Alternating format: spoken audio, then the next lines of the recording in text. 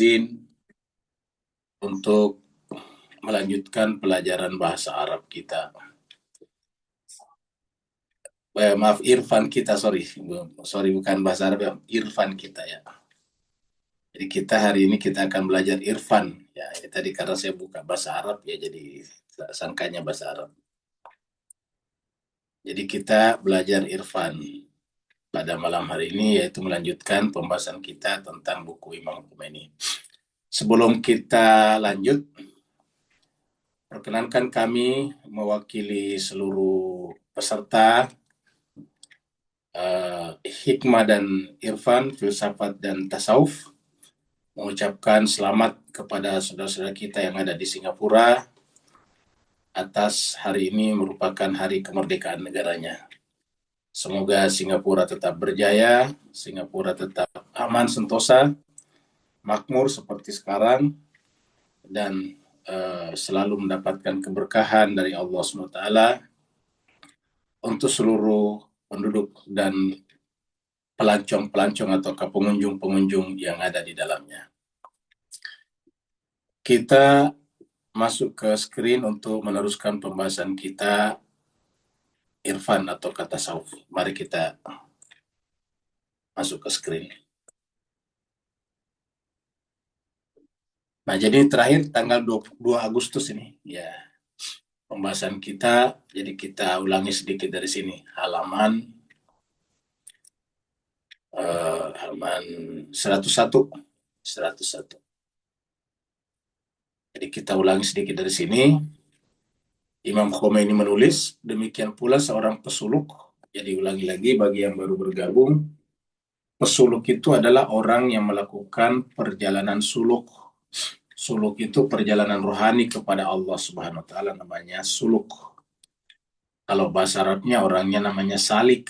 Tapi kalau diterjemahkan ke dalam bahasa Melayu, bahasa Indonesia menjadi pesuluk ataukah orang yang melakukan jalan suluk, menempuh jalan suluk. Jadi kata Imam Khomeini, seorang pesuluk kepada Allah, dia lebih pantas untuk tidak mengendalikan diri, mengakui ketidakberdayaan diri dan amalnya, serta melupakan diri sendiri, kemampuan dan kekuatannya. Lalu ia harus senantiasa meletakkan kelemahannya di hadapan kedua matanya. Jadi kelemahannya di hadapan kedua matanya. Agar maksudnya selalu yang kita lihat kelemahan kita. Agar dia selalu menjadi pusat perhatian Allah. Sehingga kita sampaikan pada pertemuan yang lalu, itu sebabnya para nabi-nabi pun sejatinya nabi itu kan adalah maksum. Orang-orang yang suci, sempurna, insan kamil. Tapi munajat-munajat para nabi itu selalu menyebutkan kelemahannya, ketidakberdayaannya. Bahkan merasa menzalimi dirinya sendiri. Menyampaikan kepada Allah seperti itu. Seperti doa yang kita biasa sampaikan, Rabbana zalamna, itu kan doanya Nabi Adam. Atau kan doanya Nabi Yunus. Munajatnya Nabi Yunus mengatakan la ilaha illa anta subhanaka inni kuntu mina zalimin. Mungkin saja dia dapat menempuh perjalanan 100 tahun hanya dengan satu malam dengan tarikan rububiyah. Tapi ingat, bukan itu tujuannya seorang pesuluk. Bisa saja. Bila seorang pesuluk telah melupakan diri, atau melupakan diri sini, artinya tidak lagi melihat dirinya eksis di hadapan eksistensi Tuhannya. Sudah melupakan diri, melupakan kemampuan dan kekuatannya, ia akan berseru di hadapan haribaan Al-Quds Ar-Rububiyah. Di haribaan Allah SWT dengan lidah batin tentang kelemahan dan kemiskinan dirinya, seraya berkata, ini surat An-Naml, kita sudah buka dulu ayatnya.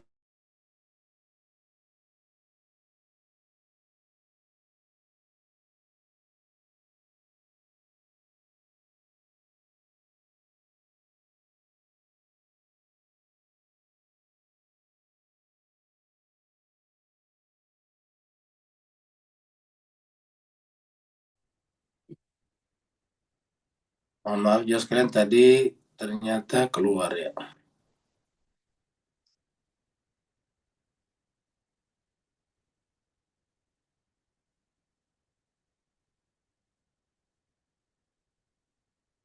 Kita lanjut lagi.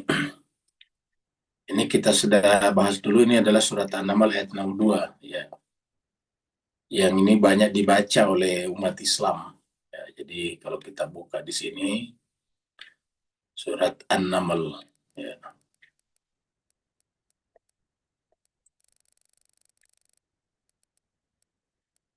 Ini banyak dibaca ya. Ini ayat 62, bahkan ada yang menjadikannya wiridan-wiridan kalau ada hajat. Sita Allah berfirman, "A'udzubillahi minasyaitonirrajim. Bismillahirrahmanirrahim. Amma yujibul muttara idza da'ahu."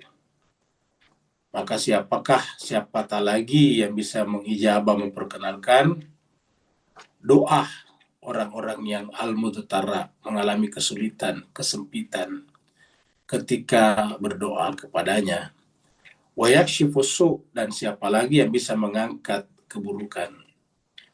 Wa yaj'alukum khulafa al-ardi, dan siapa lagi yang bisa menjadikan kalian khalifah di muka bumi. Ya. Jadi ada 3 di sini. Yang pertama adalah yujibul muttarra idza da'a. Yang kedua adalah yakshifus su'a. Baru kemudian yaj'alukum khulafa al-ard. Menjadikan kalian khalifah-khalifah di muka bumi. Artinya hanya Allah yang bisa melakukan itu. Kita wajib berikhtiar, tetapi kita selalu berpikir dan berperasaan la haula wa la quwata illa billah. Ailahun ma'allahi. Apakah mungkin ada ilah selain daripada Allah? Qalilam ma tadhakkarun.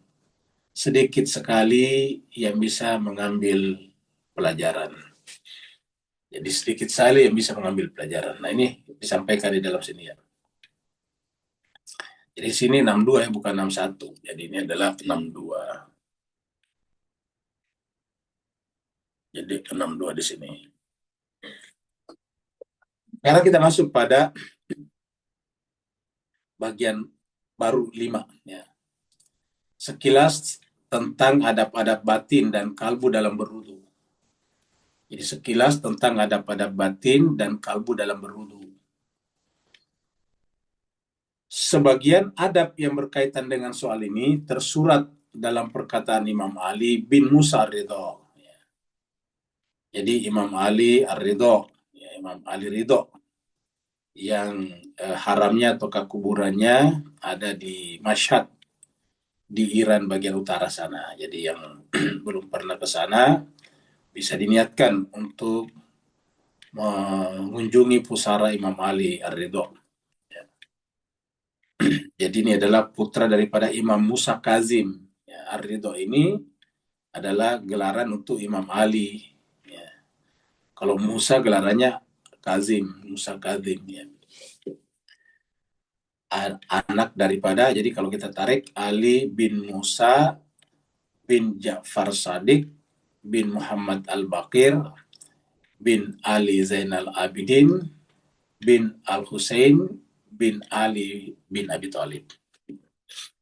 Jadi begitu wudu, kata Imam Ridho, wudu diperintahkan agar seorang hamba berada dalam keadaan suci saat berdiri dan bermunajat di hadapan Zat Maha Perkasa Jabar, dan sebagai bentuk ketaatan pada perintahnya untuk bersih dari segenap noda dan najasah. Najasah itu adalah najis-najis. Selain itu, wudu juga dapat menghilangkan kemalasan. Jadi ternyata wudu bisa menghilangkan kemalasan, membuang rasa kantuk, dan membersihkan hati ketika berhadapan dengan Zat yang Maha Perkasa. Jadi kita lihat di sini manfaat-manfaat lahir dan batinnya wudu. Ini harus kita camkan. Ya. Jadi wudu ini diperintahkan agar seorang hamba berada dalam keadaan suci saat berdiri dan bermunajat di hadapan Zat Maha Perkasa atau Jabar, dan sebagai bentuk ya ketaatan pada perintahnya untuk bersih dari segenap noda dan najasah. Najasah itu najis ya. Selain itu, wudhu juga dapat menghilangkan kemalasan, membuang rasa kantuk, dan membersihkan hati ketika berhadapan dengan Zat yang Maha Perkasa. Nah, coba Bapak, Ibu, jemaah sekalian, Tuan dan Puan, perhatikan kata-kata ini. Ya, kata-kata ini sejalan dengan apa yang ada di dalam surat Al-Maidah ayat 6. Kita sudah pernah bahas juga dulu. Jadi apa yang disampaikan Imam Ali Ridho ini adalah sebetulnya perluasan daripada surat Al-Maidah ayat 5. Ya, jadi kalau kita baca surat Al-Maidah ayat 5, ayat 6 maksudnya ini. Jadi 5 ini adalah Al-Maidah ayat 6. Situ juga disampaikan kurang lebih seperti ini. Nah, coba kalau kita perhatikan ini atau perhatikan juga surat Al-Maidah ayat 6, harusnya, ulangi lagi, harusnya yang paling bersih lingkungan di seluruh umat manusia ini adalah umat Islam. Karena tidak ada agama manapun, tidak ada kebudayaan manapun yang seperti ini. Kalau orang pergi misalnya ke Jepang dan ingin masuk ke tempat-tempat ibadahnya agama Shinto, juga ada tempat wudhu di luar, tapi tidak seintensif daripada Islam. Kalau Islam itu benar-benar tidak boleh orang beribadah kalau tidak berwudu. Wudu adalah syarat mutlak. Ya. Seperti kita terangkan, kalau tidak ada air, ya pakai tanah yang suci, debu yang suci. Ya. Yang kedua, bukan hanya sekedar berwudu. Kalau umat Islam telah melakukan apa yang disebut dengan hadas-hadas besar, terutama yang berkaitan dengan seperti berhubungan suami istri atau perempuan habis menstruasi, itu harus mandi. Ya, itu harus mandi. Nah, itu kan Islam itu menunjukkan kebersihan, bukan hanya batin, tapi juga lahir. Jadi, seperti yang kita baca dalam kalimat-kalimat ini kan lahir batin. Jadi, harusnya umat Islam itu menekankan, memfokuskan diri pada kesucian, kebersihan lahir batin. Ya, lahir batin. Nah, sehingga satu ya, harusnya umat Islam itu yang paling peduli kepada lingkungan, yang paling bersih di dalam mengelola lingkungannya. Tidak boleh buang sampah sembarangan, tidak boleh membuat mampet, solokan, selokan, dan seterusnya. Harusnya umat Islam. Karena kan harusnya ini terimplementasi ke dalam kehidupan sosial, kehidupan bermasyarakat, kehidupan berbangsa, kehidupan bernegara. Harusnya ikut di sana. Ya. Tapi apa yang kita saksikan pada hari-hari ini, ya justru yang namanya mayoritas Islam itu rata-rata kurang bersih. Ya, di mana-mana seperti itu, kurang bersih, kurang tertata, kurang bisa mengelola lingkungan hidupnya. Ya. Kita pergi saya ke negara-negara mayoritasnya Islam, mayoritasnya Islam. Mungkin baru satu dua negara yang mayoritas Islam yang bagus, seperti mungkin Malaysia. Ya, tapi kalau yang lain-lain itu masih sangat jauh, termasuk Indonesia. Jadi dengan demikian ini masih harus perlu penghayatan. Jadi umat Islam tidak hanya melihat wudhu sebagai persyaratan untuk sholat, tapi harus dilihat atau diterima sebagai pesan Tuhan agar dalam setiap saat kita harus bersih, ya, bersih lahir, suci batin. Satu. Yang kedua, harusnya juga di dalam pengelolaan negara, organisasi ataupun institusi, harusnya juga umat Islam paling baik, paling teratur. Apa sebabnya? Ya karena kan suci itu tidak batin, tidak boleh berpikir untuk korupsi. Jangankan korupsi, berpikir korupsi tidak boleh. Kenapa? Berpikir korupsi itu sudah tidak suci secara batin. Ya. Sehingga umat Islamlah yang paling baik dalam apa yang disebut dengan good governance. Dalam pengelolaan organisasi, pemerintahan harusnya paling bagus. Nah, tapi apa yang kita saksikan hari-hari ini, ataukah zaman sekarang ini, ya kita lihat banyak negara mayoritas Islam itu adalah sarangnya korupsi. Termasuk lagi-lagi Indonesia, luar biasa korupsinya. Nah, jadi dengan demikian ini kan tidak berkorelasi positif dengan perintah-perintah agama. Kenapa kira-kira tidak berkorelasi positif? Ya sederhana, karena wudhu misalnya hanya diterima sebagai ritual, bukan diterima sebagai ajaran spiritual dan intelektual. Ya. Hanya ritual, yang penting wudhu selesai. Benar-benar hanya wudhu dijadikan sebagai syarat syahnya sholat dan tidak dijadikan sebagai pemantik untuk berpikir apa sebetulnya pesan Allah di balik semuanya ini. Nah, seperti itu. Nah, ternyata Imam Ridha sudah menyampaikan di sini. Wudhu diperintahkan agar seorang hamba berada dalam keadaan suci. Suci apa maksudnya di sini? Ya tentu batin. Suci batin. Apa itu suci batin? tidak pernah berpikir untuk melanggar hak-hak orang lain. Jadi suci saat berdiri dan bermunajat di hadapan Zat Maha Perkasa. Kan kalau kita wudhu kan berarti mau sholat. Sholat itu adalah berdiri di hadapan Allah. Sholat sendiri menggunakan perintah akimi, dirikanlah, akimis sholata. Dan sebagai bentuk ketaatan pada perintahnya, taat pada perintah. Kenapa? Allah mengatakan, "Idza qumtum ila shalah", apabila kalian berdiri untuk melakukan salat atau bersiap-siap untuk salat, maka berwudhulah, faghsilu wujuhakum wa aydiyakum wamsahu bi ru'usikum, dan seterusnya. Itu kan disampaikan di situ, "Idza qumtum ila shalah". Nah, kalau kita melaksanakan ini kan bentuk ketaatan kepada perintahnya. Ya. Untuk apa? Untuk hidup bersih, bersih secara lahir dari segenap noda dan kotoran-kotoran. Jadi umat Islam itu paling bersih, ya, paling bersih. Kita lihat misalnya di dalam dunia umat Islam misalnya di berbagai negara mayoritas Islam yang kita bicarakan.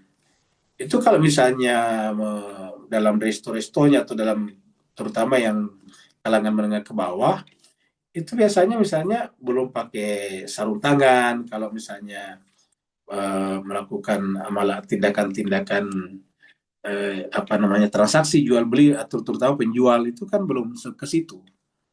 Nah harusnya kan karena di situ menghindari noda dan najasa, ya harusnya menggunakan sarung tangan dan sebagainya.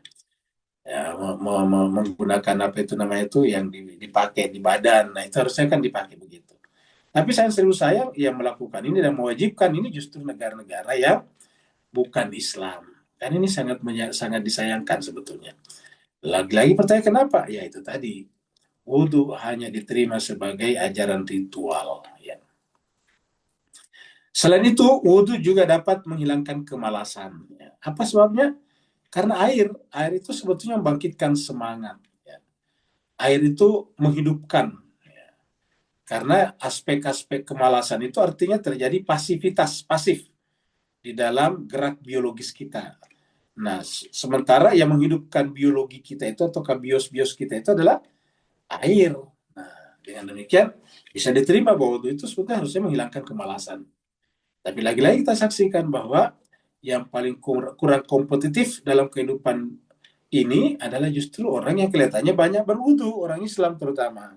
Ya, nah, harusnya kan tidak, harusnya yang paling berhasil. Saya cuma sekedar berbahagia. Saya senang menonton apa namanya berita dari Cina ya, terutama di Yunan. Jadi di Yunan itu ada satu kabupaten yang mayoritasnya Islam. Jadi satu-satunya kabupaten di Yunan, bukan di tempat lain. Kalau di Xinjiang kan banyak. Ini di Yunan. Yunan itu adalah negara apa provinsinya Cina, Tiongkok yang berbatasan dengan Asia Tenggara. Makanya terkadang disebut sebagai Asia Tenggaranya Cina. Makanya juga apa suasananya juga kayak Asia Tenggara, tropik ya, banyak buah-buahan, banyak tumbuh-tumbuhan. Nah itu kalau di Yunan. Jadi dia lebih ke Asia Tenggara, berbatasan dengan Laos ya. Jadi kalau kita Asia Tenggara kan itu terakhir Laos. Nah habis Laos itu Yunan. Yunan itu adalah wilayahnya Cina. Tapi berbatasan dengan Laos, berbatasan juga kalau tidak salah dengan Vietnam atau Kamboja, kayak gitu. Jadi itu kan Asia Tenggara sekali. Nah, jadi jemaah sekalian berbahagia, yang menarik adalah bahwa di dalam provinsi Yunan ini ada satu kabupaten yang menjadi pembayar pajak, teks pembayar pajak atau teks terbesar di Yunan, di provinsi itu. Nah, daerah itu adalah yang mayoritas Islam, dan disitulah juga lah terletak masjid terbesar di seluruh Cina. Kan ini kan bagus kalau begini. Jadi seakan-akan perlihatkan ini kalau Islam seperti ini. Kalau saya pernah lihat apa namanya laporannya dari sana, itu rata-rata ekonominya maju di situ, semua orang bekerja dalam bidang perdagangan dan industri di situ luar biasa. Nah, dia adalah orang Islam. Jadi kita lihat di situ agak ini, dia pedagang aktif tetapi kemudian pakai peci misalnya, wanitanya pakai jilbab dan seperti itu. Tapi dia berhasil secara ekonomi. Nah, harusnya ini yang menjadi contoh sebetulnya.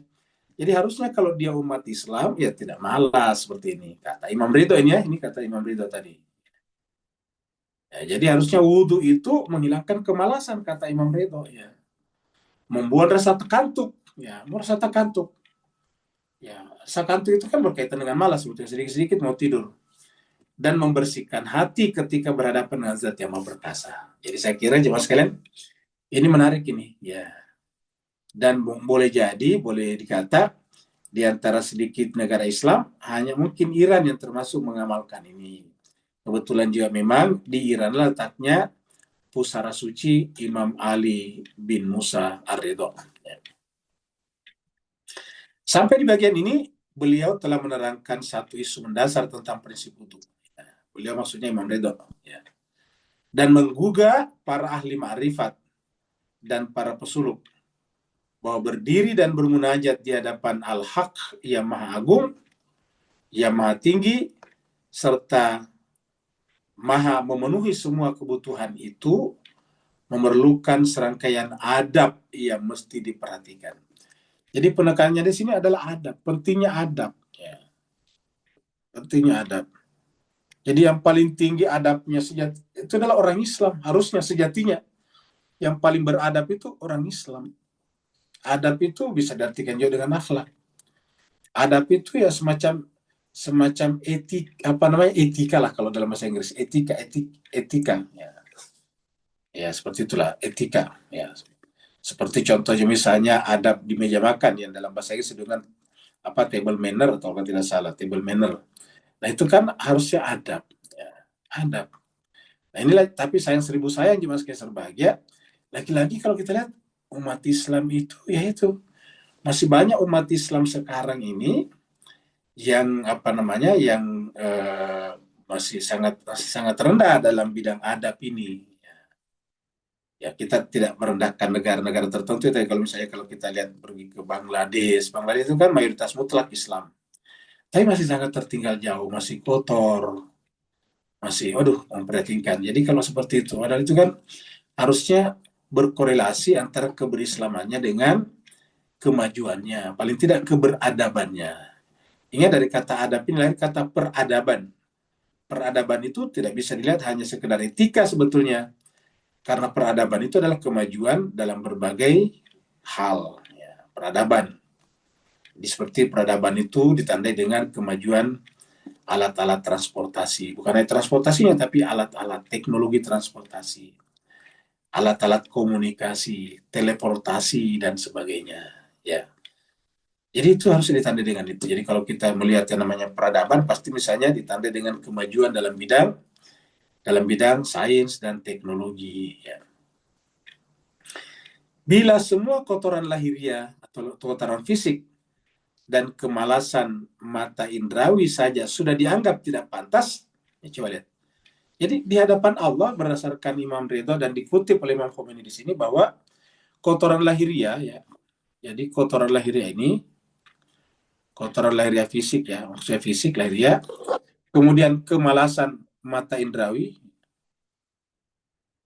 ya, kemalasan ya, sudah dianggap tidak pantas. Jadi bagi Imam Ridho itu tidak pantas. Jadi tidak bersih lingkungan, kemudian malas. Bagi Imam Ridho itu, bagi Imam Khomeini di sini mengutip Imam Ridho tadi, itu sudah dianggap tidak pantas ini, dianggap tidak pantas ya.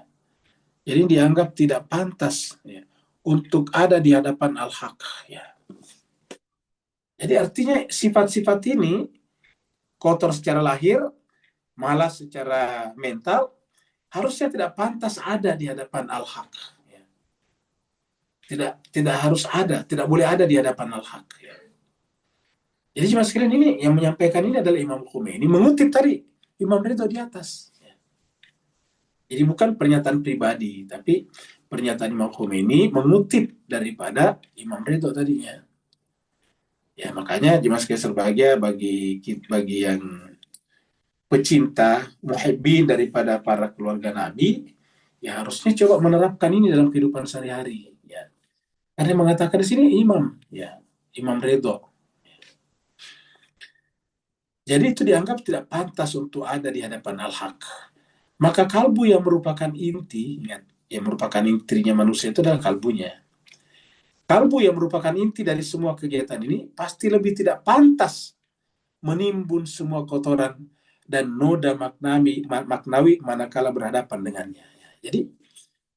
Jadi kalau kotoran lahiriah fisik, kemalasan, ya, tidak pantas ada di hadapan Allah SWT, maka hati kalbu yang merupakan inti dari semua kegiatan ini pasti lebih tidak pantas lagi menimbun semua kotoran dan noda maknawi, ya, manakala berhadapan dengannya, yaitu sholat. Jadi harusnya berdasarkan pernyataan ini, kita ketika menghadap kepada Allah seakan-akan menyampaikan, Tuhan, inilah aku datang dalam keadaan bersih, dalam keadaan suci, dalam keadaan dinamis, ya, dalam keadaan tidak malas, dalam keadaan tidak pasif, dalam keadaan aktif. Nah, seperti itu. Jadi ini yang harus kita sampaikan di hadapan Allah pada saat kita sholat. Ya. Dalam sebuah riwayat disebutkan, sesungguhnya Allah tidak memandang kepada bentuk-bentuk fisik formal kalian, melainkan Dia memandang kepada kalbu-kalbu kalian. Ya. Ini adalah sebuah hadis yang sangat terkenal. Dan sebuah riwayat, ini sebuah riwayat, maksudnya sebuah hadis, ya. Sesungguhnya Allah tidak memandang kepada bentuk fisik formal kalian, melainkan Dia memandang kepada kalbu-kalbu kalian. Ya. Bunyi Arabnya mengatakan, Innallaha la yanzuru ila suwarikum wa amwalikum. Itu bentuk yang lebih sempurna. Jadi innallaha la yanzuru ila suwarikum wa amwalikum walakin yanzuru ila qulubikum wa a'malikum. Itu yang lebih sempurna dari riwayatnya. Kalau di sini kan tidak ada amalnya. Kalau di sini ada yang sebutkan tadi itu ada. Innallah, sungguhnya Allah, la yanzuru, tidak melihat. Ya.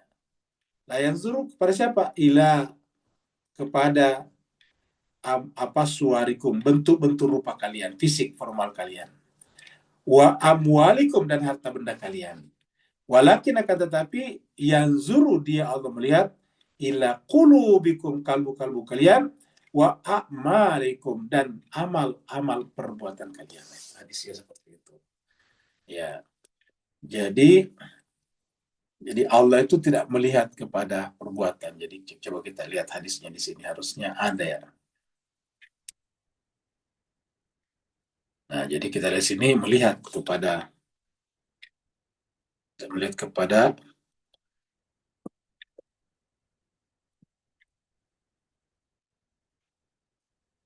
rupa, dan ada.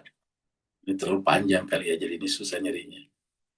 Jadi AI-nya belum terkoneksi dengan AI ini, apa namanya. Oh, nggak kelihatan di sini. Ini ada nih. Belum. Nah, ini dia. Ini riwayat Muslim. Ini sahih. Kita lihat sini, coba buka ini, ya. Nanti kita lihat yang terkait, bisa pencet ini, terkait. Nah, ini ada terkaitnya. Ada Ibnu Majah, ada Ahmad. Nah, gitu. Kira-kira punya begini nih, ya. Kalau yang di hadis ini mirip tadi dengan yang dikutip Imam Khomeini tadi itu, ya. Jadi makanya kita katakan wah, hadisnya di kalangan Ahlul Bait dengan Sunni itu banyak sama, ya, banyak kan samanya sebetulnya. Ya. Ini hadis Muslim ini, ya. Nah, di sini kita lihat, ya. Ini adalah dari Abu Hurairah, dan itu dikutip tadi Imam Khomeini. An Yazid bin Al-Asam, an Abi Hurairah taqala, berkata, qala Rasulullah sallallahu alaihi wasallam, Rasulullah SAW bersabda, Inna Allah, sungguhnya Allah, la yanzuru, tidak melihat, ila suwarikum, kepada rupa kalian, wa amwalikum, dan harta benda kalian. Walakin akan tetapi, yanzuru, Dia Allah melihat, ila qulubikum wa a'malikum, kepada kalbu kalian dan amal perbuatan kalian. Ya, ternyata ini bentuknya lengkap ini, ya. Itu yang melihat kepada suar itu rupa, surah, gambar. Wa amwal ini adalah bentuk jauh dari mal, harta benda. Walakin akan tetapi yanzuru, Dia Allah melihat, ila kepada qulubikum, kalbu kalian, amalikum, amal-amal kalian. Nah, ini sama tadi kan yang dikutip Imam Khomeini di sini. Makanya di tadabbur kita sering mengutip hadis-hadis seperti ini karena banyak samanya. Ya. Kalau kita kutip hadis yang tidak biasa di kalangan masyarakat kita, nanti mereka aneh. Nah, padahal sudah ada di sini juga. Nah, ini adalah hadis Muslim, nomornya 4651 ya ini nih. 4651 ya. Nah, jadi sama ya. Nah, ya, jadi kalau kita kasih di sini bisa kita kasih alamat di sini HR Muslim nomor ya. HR itu hadis riwayat ya. Jadi kalau kita tulis hadis biasanya kalau Al-Quran kan QS Quran surat, kalau hadis HR hadis riwayat 4651 ya, mana tadi 4651 satu. Jadi 4651 ya. Ini tadi 4651 ya. Nah, jadi kita lanjut ya. Jadi hadis riwayat Muslim nomor 4651 dan dikutip oleh Imam Khomeini dalam buku ini dan menyebut ini sebagai bagian daripada isi daripada pernyataan Imam Ridho tadi di sini ya. Jadi inti yang bertawajuh kepada al-haq, artinya bagian terdalam daripada kita manusia yang bertawajuh kepada al-haq dan yang layak menatap pada dahsyatnya keagungan dan kebesaran ilahi di antara semua ciptaan adalah kalbu manusia. Jadi kalbu manusia ya. Jadi kalbu manusia yang paling inti, kalbunya manusia. Seperti dalam hadis tadi di atas ini, akan tetapi dia melihat kepada kalbu-kalbu kalian, ila qulubikum, kepada kalbu kalian. Dan bukan kepada anggota-anggota diri yang lain, bukan anggota tubuh kita. Jadi bukan kepada anggota tubuh. Jadi bukan anggota tubuh. Ya. Ya, kalbu manusia. Ini pernyataan ini didatang atau sampai kepada kita jauh. Pada Islam kan tadi hadis dari Nabi, pernyataan daripada Imam Reza juga tadi atas. Jauh sebelum manusia sekarang mengenal apa yang disebut dengan inner beauty. Ya. Sekarang ini yang dikinclongin, yang diglowingin harusnya bukan hanya wajah zahir, tetapi juga wajah batin. Ya. Jadi kepada yang suka mengglowingin wajahnya kita sampaikan, membuat glowing itu aja bagus, tetapi jauh lebih bagus lagi kalau mengglowingkan kalbunya. Kenapa? Karena Allah tidak melihat kepada wajah kita nih. Allah tidak melihat kepada wajah kita tadi. Kalau hadis ini tadi, Allah tidak melihat kepada suarikum nih. Suar itu rupa, wajah. Tapi dia melihat kepada kulub, ila kulubikum ini, kalbu kalian. Ya. Nah, jadi inilah juga. Jadi harusnya yang harus kita glowingkan juga kalbu. Kalbulah yang diberi kesempatan dan bernasib baik untuk melakukan hal semacam ini. Jadi hanya kalbu. Kendati pun begitu, manusia tetap tidak patut mengabaikan tohara formal. Jadi ingat, tidak boleh kita katakan yang penting hati. Salah juga. Ini biasa kan ada berkata begitu. Tidak perlu luaran Pak Ustadz, yang penting batin. Ya memang penting batin. Tapi sepenting-pentingnya batin, tidak boleh mengabaikan formalnya atau lahiriahnya. Ya, tidak boleh.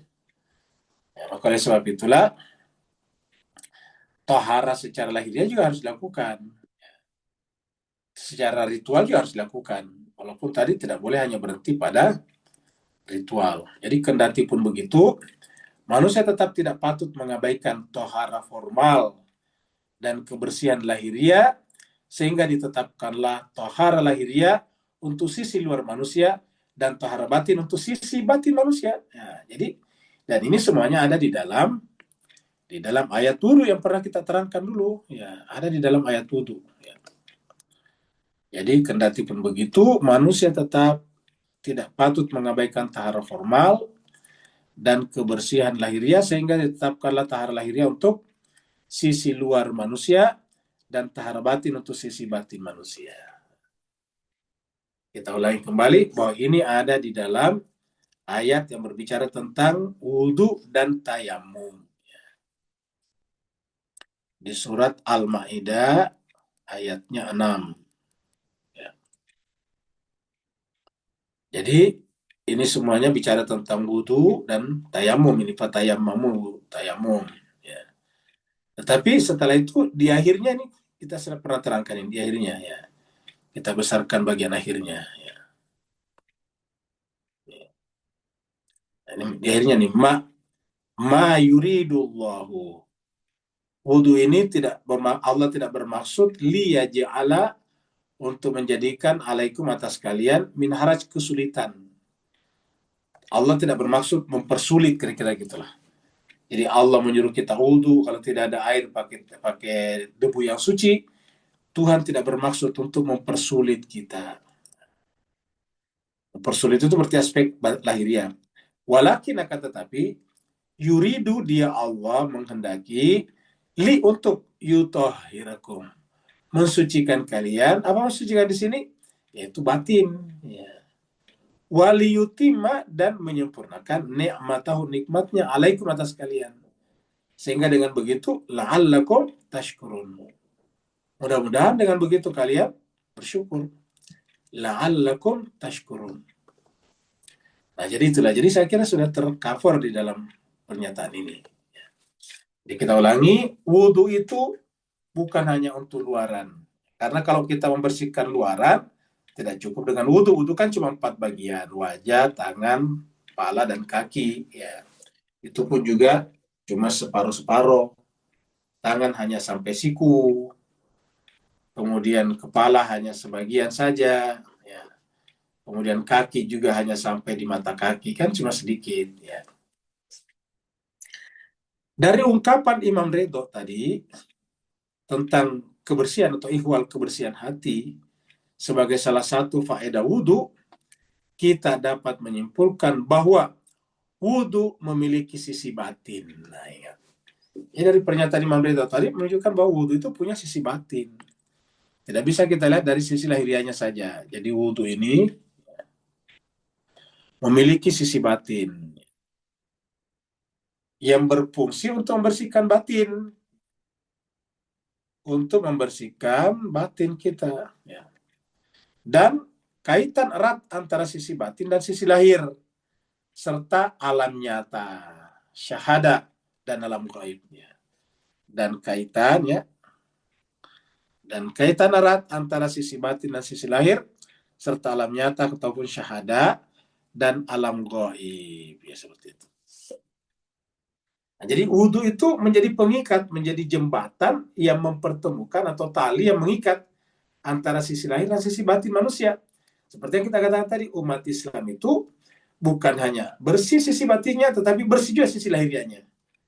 Jadi manusia itu adalah hatinya tidak boleh menyimpan menyimpan hal-hal yang buruk, termasuk tadi malas itu kan batin. Dalam diri kita apalagi dendam, iri hati, dengki. Karena kita manusia ini kan umat Islam ya terutama suka sekali dengki kepada bangsa lain, kepada kelompok lain. Kalau kelompok lain itu maju, kita dengki, kita iri hati, bahkan dendam. Nah, itu tidak boleh. Ya. Harusnya kemajuan bangsa dan kelompok lain memicu, mendorong, men-trigger kita untuk juga lebih maju. Seperti itu. Jadi harus lahir dan batin. Jadi wudhu memiliki sisi batin untuk membersihkan batin dan kaitan erat antara sisi batin dan sisi lahir, serta alam nyata, alam syahadah, dan alam gaib. Maka jemaah sekalian di dalam Al-Quran itu, Tuhan itu kalau selalu menggunakan kata-kata alim biasanya, kalau Bapak Ibu sekalian perhatikan di Al-Quran ya, Allah itu kan menyebut dirinya dalam Al-Quran dengan kata alim, ini kata alim. Alim, ya, alimun. Nah, itu biasanya kalau di belakangnya itu selalu disebutkan ya gaib dan syahadah, ya. Alimul ghaibi wa syahadah, selalu begitu. Ya. Alimul ghaibi wa syahadah. Jadi kalau sudah menyebutkan kata alim, ini alim, pasti menyertakan al-ghaib dan syahadah. Ya. Alimul ghaibi wa syahadah. Contohnya misalnya, coba kita lihat sini. Kita lihat surat apa nih? Surat Al-Jum'ah ya. Surat 62. Alimul ghaibi wasyahadah. Allah firman, "Qul," katakanlah, "innal mauta," sungguhnya kematian itu, alladzi yang tafirruna kalian lari minhu daripadanya, fainna sungguhnya kematian itu mulakikum pasti akan menjumpai kalian. Jadi kematian tidak bisa kita lari daripadanya. Mau lari kemanapun pasti kita akan mati juga. Jadi Bapak Ibu sekalian, Bapak Ibu takut mati dengan setakut-takutnya, ya tetap mati. Ya, kita berobat itu bukan tidak mau mati, tapi berobat supaya sehat. Ingat, kalau kita berobat, minum obat, memelihara kesehatan itu bukan karena kita tidak mau mati, tapi agar hidup kita sehat. Ya.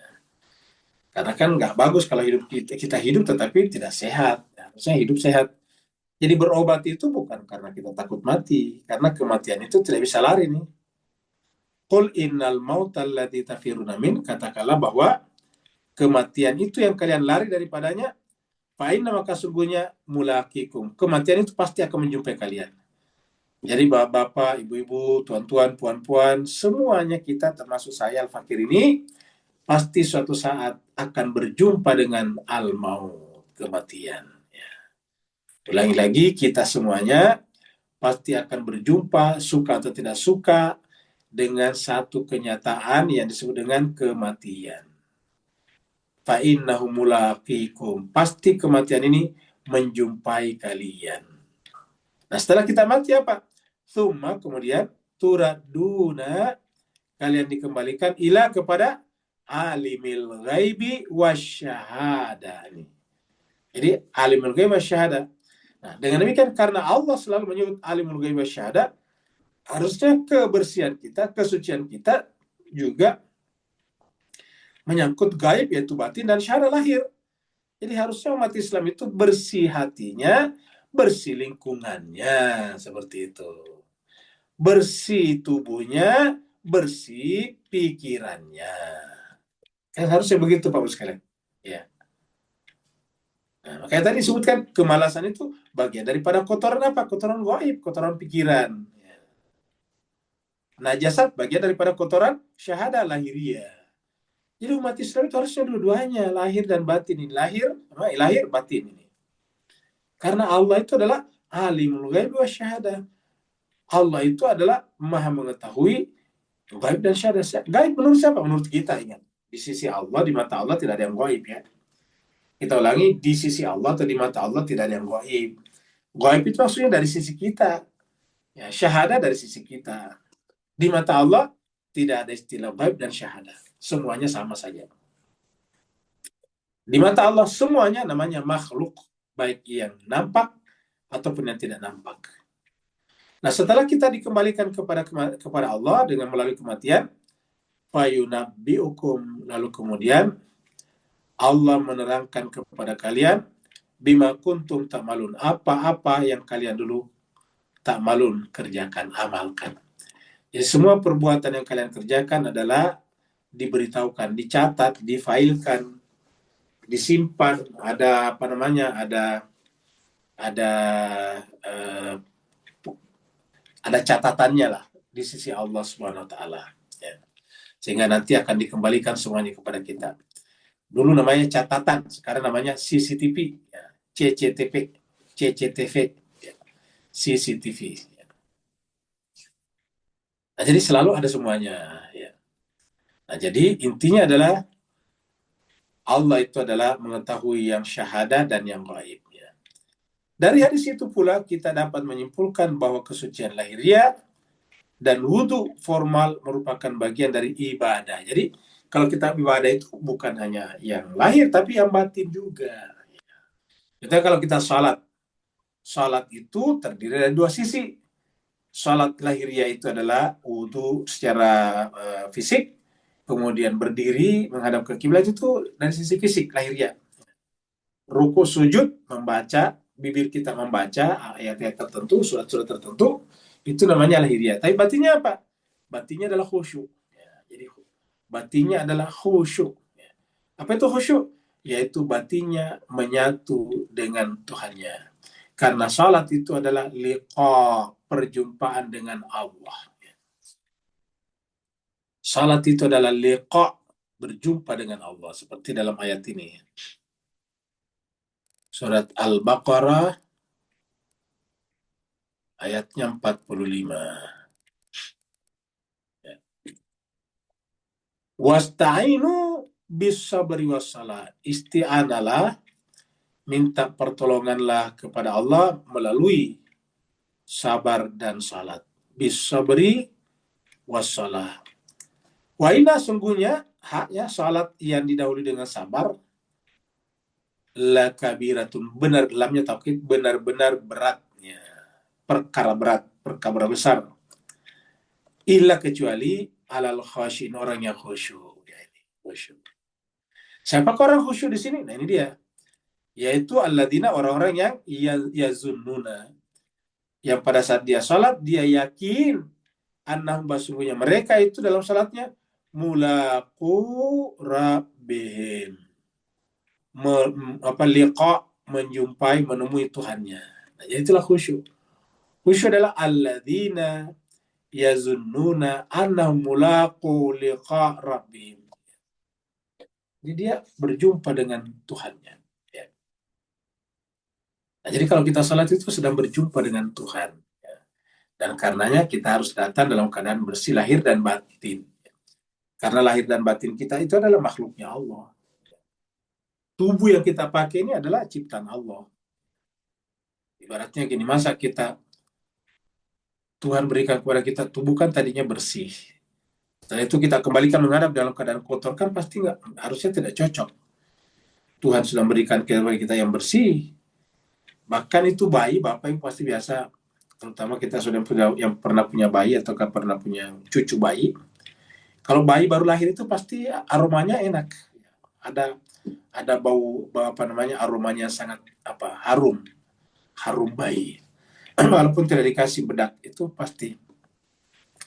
Nah, jadi itu Allah berikan itu kepada kita. Nah, pada saat kita menghadap kembali kepadanya harusnya bersih lagi. Nah, harus bersih lahir. Nah, begitu juga pada saat Allah berikan kepada kita fitrah, jiwa dalam keadaan fitrah, dalam keadaan suci. Nah, harusnya kita menghadap kepadanya suci juga. Nah, makanya dikatakan tadi di sini berat. Kenapa beratnya? Karena harusnya kalau kita kembali kepada Allah, harusnya didahului dengan sabar. Apa itu sabar? Sabar itu artinya melepaskan jiwa kita dari apapun juga, sehingga sabar itu adalah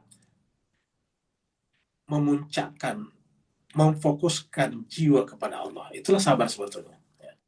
Jadi wasta'inu bis sabri wassalah wa innaha lakabiratun ilal khasyin alladzina yazunnuna annahum mulaqu rabbihim.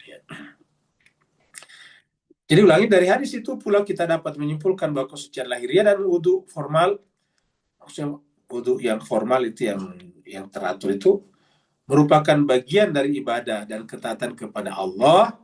Selain juga bahwa kesucian lahiriah menyebabkan kesucian batin. Dan dari kesucian formal inilah tercapai kebersihan hati. Nah, jadi harusnya dari lahir ke dalam batin ini.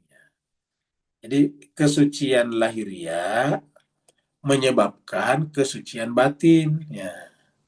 Dari kesucian formal inilah tercapai kebersihan hati. Ya. Seperti itu.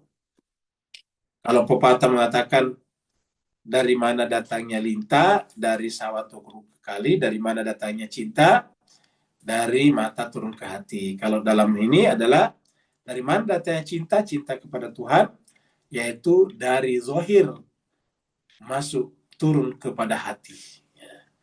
Dari lahir, bukan dari mata saja, tapi dari lahiriah turun ke hati. Jadi cinta itu dalam pengertian cinta huruf C besar adalah dari lahiriah sampai kepada batiniah.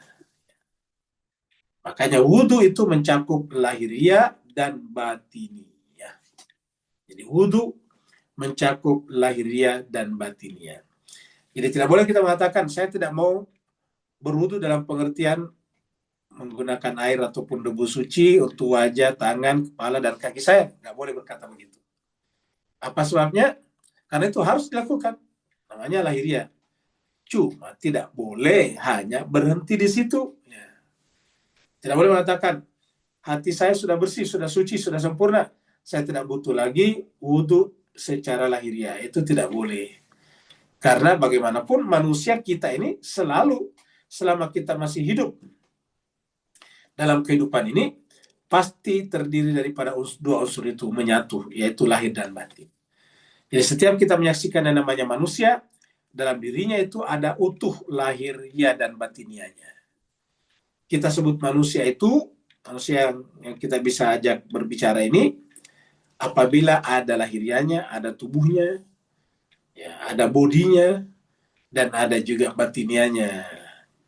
Cuma misalnya kalau batinnya saja, tidak ada tubuhnya, bagaimana bisa mengetahuinya? Bahwa orang itu hadir di depan kita. Ya. Kalau dia hanya batinnya tanpa tubuhnya, nah itu namanya mayit. Itu yang sudah kembali kepada alam barzah. Kalau hanya jasadnya saja, lahiriahnya tanpa batiniahnya, itu namanya jasad. Itu namanya apa? Mayat, mayit. Ya. Itu namanya mayat. Itu mayat yang apa? Ya jasad, jenazah, jenazah ya. Jadi itu adalah jenazah namanya. Jadi jenazah itu adalah lahiriah tanpa batin. Sedangkan penghuni alam barzah adalah batinnya tanpa jasmani, tanpa jasad. Nah, seperti itu. Selama kita masih disebut dengan manusia dalam kehidupan ini, maka terdiri dari dua unsur, yaitu lahiriah dan batiniah. Dan pada saat kita berwudu harus dua-duanya. Karena keberadaan kita, eksistensi kita disebut manusia karena kita ada lahiriahnya dan ada batiniahnya. Dan karenanya wudu harus mencakup lahiriah dan batiniah. Ya. Sehingga kesucian formal harus masuk menyeruak ke dalam mencapai kebersihan hati kalbu tadi. Ya. Ringkasnya, pesuluk di jalan Allah harus ingat saat berwudu bahwa dia hendak bertawajuh. Ya, bertawajuh itu menuju, menghadapkan wajahnya, menuju kepada altar. Ya. Altar itu adalah mahdar. Mahzar itu adalah tempat hadir. Mahzar. Mahdar itu tempat hadir. Ya. Jadi bertawajuh menuju kepada altar, tempat hadir, kudus, tempat altar suci, sang pemilik kibria kemahabesaran. Ya. Jadi altar kudus atau mahdar kudus, sang maha besar. Sehingga dia harus membersihkan diri dari keadaan-keadaan kalbu yang tak layak disandangnya, dan bahkan bisa membuatnya terusir dari keharibaan kemuliaan rububiyahnya.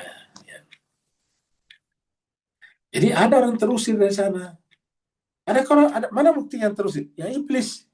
Iblis itu sebetulnya sudah berhadapan-hadapan, sudah sampai pada tingkat bermuajah dengan altar kudus daripada Sang Maha Kuasa. Tapi kenapa dia tiba-tiba terusir? Nah itu tadi. Karena tiba-tiba muncul najasat, rijas di dalam kalbunya ketika dia mengatakan ana khairun minhu, aku lebih baik daripada Adam. Begitu muncul kata-kata aku lebih baik daripada Adam, maka pada saat itulah dia terusir ya, dari keharibaan kemuliaan Rabbnya. Coba kita lihat di sini.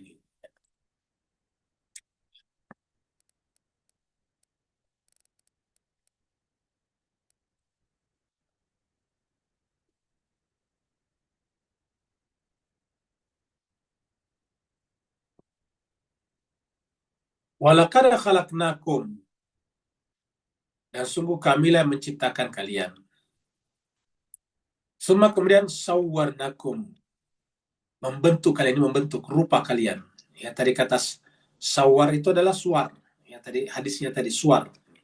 Sawara itu dari kata surah. Ya. dengan tadi hadis ini. Masih ada hadisnya ini. Innallaha la yanzuru ila suwarikum. Suar itu adalah bentuk jamak dari surah, gambar rupa. Membentuk rupa sawwara yusawiru ini. Sawwara, ini dari kata sawwara yusawiru, ya. Membentuk. Summa sawarnakum, kemudian kami membentuk, memberikan rupa kepada kalian. Summa kemudian kulna, kami berfirman, berkata, lil malaika, kepada seluruh penghuni alam malakut, usjudu li adama, bersujudlah kalian kepada Adam. Fasajadu, maka bersujudlah mereka semuanya, illa iblisa, kecuali iblis. Lam yakun minas sajidin, dia tidak menjadi bagian dari mereka yang bersujud.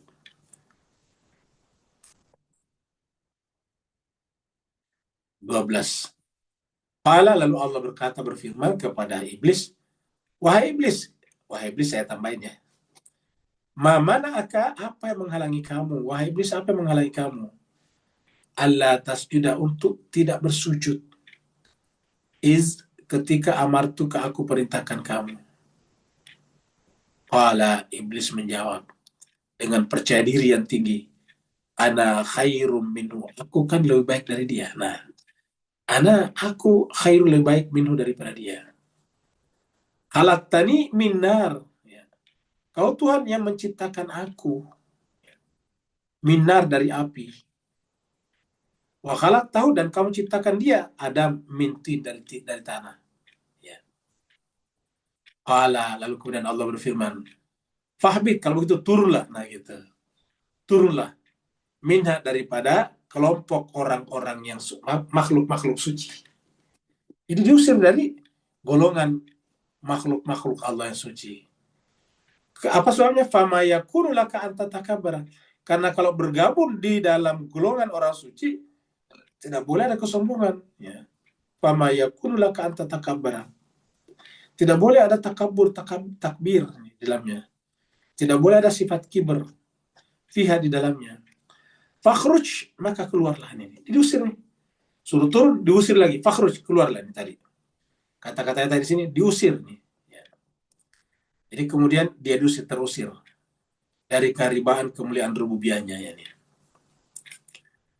Fakhruj, maka keluarlah, innaka minas sawirin, kamu termasuk orang yang rendah, ya. Yang hina. Sebetulnya sagirin di sini artikan hina. Justru karena ada kibar dia hina, maka dia diusir keluar. Nah, tentu kita tidak ingin seperti ini. Dan juga sekalian, apa yang dikatakan dalam ayat ini itu adalah rasional, filosofis. Mana buktinya? Saya bisa tunjukkan pernyataan dari seorang filosof besar tentang, yaitu Socrates, tentang apa yang disebut dengan hati cinta. Nah, coba kita lihat di sini nih. Ya, di sini ada nih. Ya. Nah, di sini ada. Saya kutipkan ini di Aristoteles di sini nih.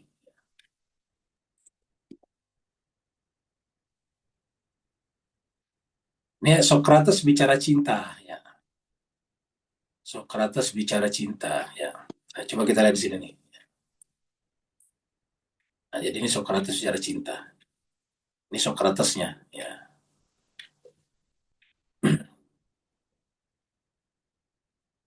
Socrates bertanya kepada salah seorang mahasiswanya. Socrates bertanya kepada salah seorang mahasiswanya. Mahasiswanya itu namanya Agathon. Ini kan nama Yunani ya, nama Latin, ya, Agathon. Di suatu percakapan, yang percakapan ini ditulis oleh muridnya Plato. Itu kan Socrates tidak pernah menulis. Percakapan-percakapan atau dialog-dialog Socrates dengan murid-muridnya ditulis atau dikumpulkan oleh Plato, ya. Dan nanti menjadi bahan pelajaran di akademianya Plato, ya.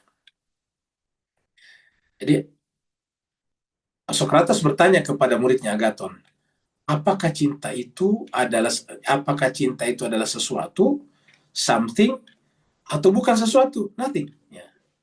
Jadi tanya, coba pikirkan, apakah menurut kamu cinta itu adalah something atau nothing, ya. Cinta itu sesuatu atau bukan sesuatu, ya. Kalau rata-rata kan kita mengatakan, ya sesuatu dong, cinta sesuatu. Dan itu juga jawaban daripada Agaton. Lalu mahasiswanya menjawab, sesuatu ini. Mengatakan bahwa cinta itu ya sesuatu ini, sesuatu. Ya, lihat di sini nih. Ya. Jadi dia katakan, ya cinta itu sesuatu ini. Ya. Cinta itu adalah sesuatu ini. Ya, ya cinta itu sesuatu. Ya. Masalahnya kata siapa? Kata Socrates ini nih. Jadi setelah muridnya menjawab, cinta ya sesuatu dong, kira-kira gitu. Maka Socrates menjawab, meneruskan, masalahnya kata Socrates. Kalau cinta adalah sesuatu, lalu apalagi yang diinginkan oleh cinta itu? Ya. Kalau cinta adalah sesuatu, lalu apalagi yang diinginkan oleh cinta itu? Bukankah entitas yang sudah menjadi sesuatu, tidak mungkin lagi berhasrat pada sesuatu itu. Jadi kalau sebuah entitas sudah menjadi sesuatu, tidak mungkin lagi berhasrat menjadi sesuatu itu atau pada sesuatu itu. Sesuatu yang bernama kambing tidak mungkin bercita-cita lagi jadi kambing. Sesuatu yang namanya kambing tidak mungkin berhasrat untuk jadi kambing lagi. Nah kan sudah jadi kambing, sudah jadi sesuatu. Batu itu sesuatu, sudah jadi batu tidak mungkin berhasrat, berkeinginan menjadi batu lagi. Ya sudah batu jadi batu. Seperti maksudnya Socrates ya.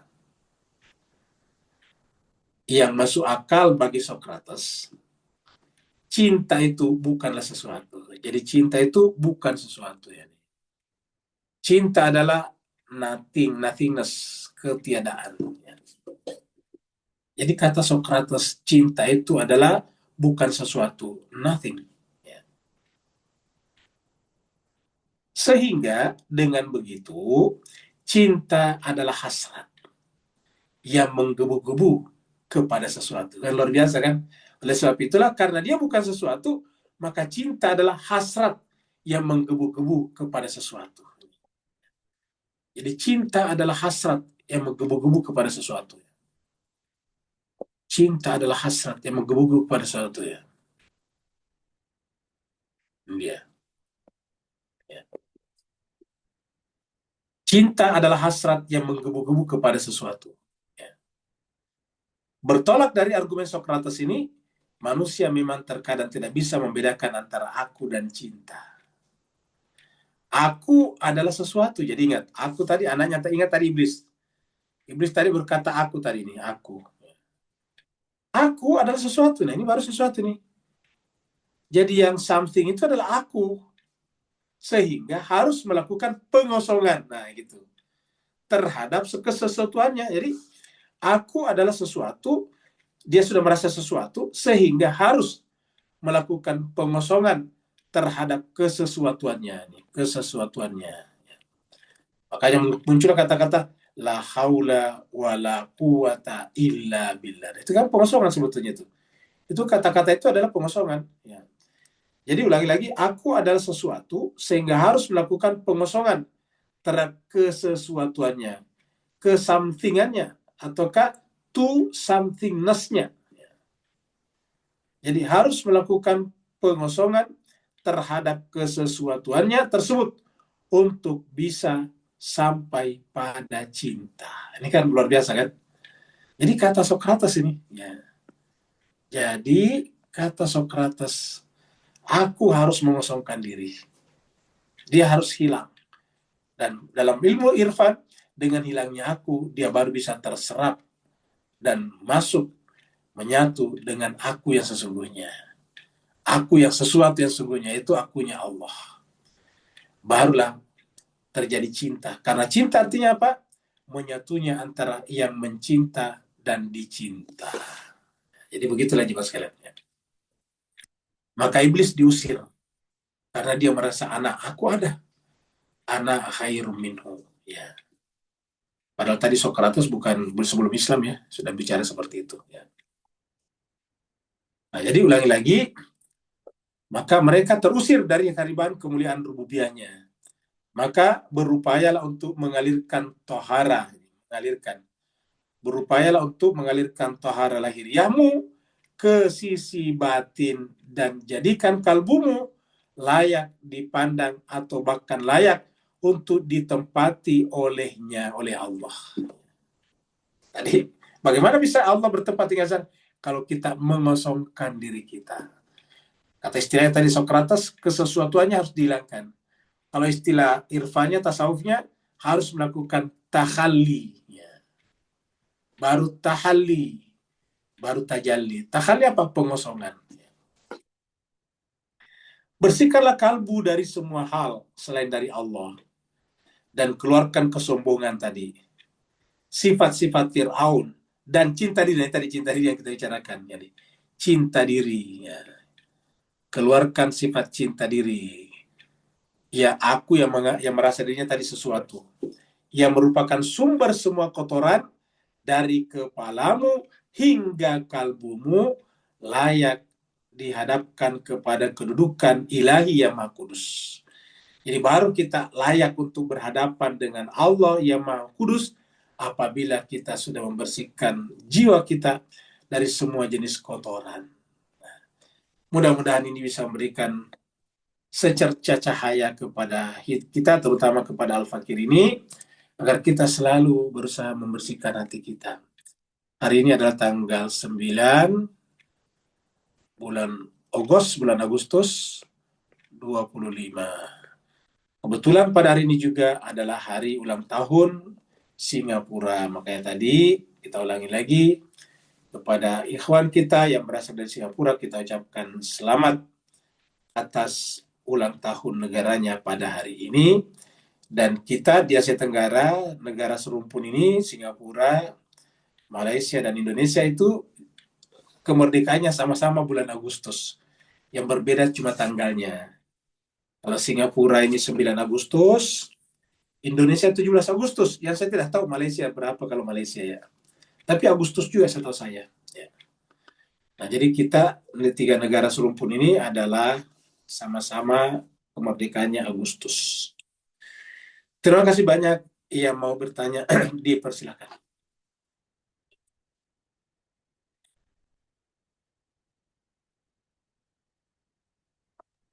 Assalamualaikum Ustaz. Waalaikumsalam warahmatullahi wabarakatuh. Silakan Bu Arya. Ya Pak Ustaz, mau menanyakan tadi tentang hati yang kinclong itu Ustaz. Iya, Maksudnya batin, batin. iya. Itu ada hubungannya dengan ini ya, pernyataan bahwa harus mengosongkan semua yang kotoran-kotoran dalam hati itu ya. Itu hubungannya ke situ ya Ustaz ya. Betul. Terus pertanyaan lagi yang kedua, tadi kan iblis itu berada di tingkat yang sama ya dengan makhluk-makhluk yang suci gitu ya Ustaz ya. Iya, betul. Terus karena dia sombong, jadi dia terlempar gitu, diusir gitu ya Ustaz ya. Iya, Jadi waktu di tingkat yang sama itu sudah bersatu dengan Allah gitu ya. Maksudnya betul. Ustaz. Ya, berarti iblis sudah bersatu dengan Allah sebelum dia ada kibir di dirinya gitu ya. Betul. Ya, mohon pencerahannya Ustaz. Baik, terima kasih banyak Bu Hede. Jadi cuma sekalian pertama kita sampaikan bahwa kita ini bagus, terutama perempuan mengkinclongkan. Ya, kinclong ini bahasa kita, bahasa Inggrisnya glowing, ya, shining. Ya, membuat glow, membuat shine, dia punya jiwa. Tetapi baru dia punya muka maksudnya, tubuh lah. Ya, tubuhnya harus glowing. Tetapi jangan terperangkap di sana. Kenapa? Karena tubuh ini nantinya kan menjadi tanah lagi. Nah, maka penting untuk mengkinclongkan tubuh, tapi jauh lebih penting lagi mengkinclongkan batin. Ya. Penting membiutikan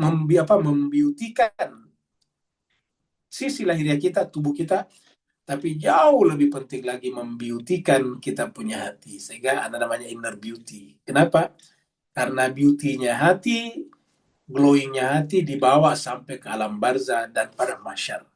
Sedangkan glowing atau kinclongnya tubuh akan selesai di kuburan. Begitu masuk kuburan, maka dimakan cacing-cacing tanah, lalu menjadi tanah kembali. Jadi sederhana sekali kita menjadi tanah, cuma dikirim cacing aja. Jadi cacing itu adalah sederhana sekali, bukan pabrik raksasa, cuma cacing. Cacing dikirim, langsung berubah semua tubuh kita yang tadinya berotot, berdaging, bermacam-macam ini berubah jadi tanah lagi. Ya. Sederhana cacing saja. Cacing makan mereka semuanya, udah. Dari belakangnya cacing keluar tanah itu, coba lihat. Jadi tanah semuanya, habis. Ya. Jadi itulah sederhana. Makanya sebab itulah saya menyampaikan ini karena sekarang kan banyak sekali orang yang sangat peduli pada luar. Sampai ada istilahnya skin care. Skin itu kan kulit ya, luaran. Peduli kepada kulit ya. Kita sebutnya lah pelihara kulit. Peduli kulit lah skincare itu. Nah, peduli kulit, peduli rupa penting, tapi jauh lebih penting peduli jiwa, peduli batin. Karena itulah tadi inti hakikat diri kita sebagai manusia. Nah, begitu ada sedikit saja kotoran, flek di dalam jiwa kita bisa terusir. Seperti tadi iblis. Ya. Kalau kita lihat tadi di sini ayatnya, ya, iblis itu adalah masuk dalam kategori ini tadinya. Coba kita lihat ini ayat 11 ya. Malaikat ini kan ada kata illa iblis, berarti kan malaikat iblis masuk malaikat di sini. Ya, summa kemudian kulna kami berfirman li kepada malaikat. Ya, summa kulna lil malaikat usjudu bersujudlah. Kalau iblis tidak masuk kategori malaikat, tentu tidak berlaku illa pengecualian. Kalau iblis tidak masuk kategori malaikat, tentu tidak durhaka kalau tidak sujud. Kenapa? Ya tidak diperintah, kan begitu. Sedangkan ini perintah usjudu kepada siapa? Malaikat. Nah, jadi malaikat itu jangan bayangkan cuma Jibril, Mikael, Israel, dan sebagainya. Bukan, malaikat itu adalah seluruh penghuni alam malakut, termasuk jin-jin dan iblis dari kalangan jin. Jadi dia masuk kategori malaikat. Tetapi iblis tidak mau sujud. Usjudu li Adam apa saja ila iblis. Apa sebabnya? Tadi adalah kiber di sini. Ini. Ada kiber seperti di sini. Ya, ini. Tatakabara. Ada kiber di dalam jiwanya. Makanya dalam hadis dikatakan mangkana fi mangkana fi qalbihi min kibrin, siapa yang di dalam kalbunya ada kiber ya, walaupun sebesar zarah, mangkana fi qalbi mizqala dzarratin min kibrin, walaupun hanya sebesar debu, min kibrin, kiber, la yadkhulul jannah, tidak akan masuk ke dalam surga. Karena ini buktinya justru diusir daripada surga. Fakhruj, keluarlah kamu iblis. Apa sebabnya? Karena fama yakunu laka anta takabbara fiha, tidak ada tempat sesedikit apapun untuk sombong. Jadi begitu muncul sedikit kesombongan, terusir keluar. Sudah masuk kategori tadi minha, bagian daripada makhluk-makhluk suci tadi di sini. Seperti itu. Ada lagi? Saksi, Ustaz. Ya, sama-sama. Ada Ustaz di chatroom. Baik, kita ke chatroomnya.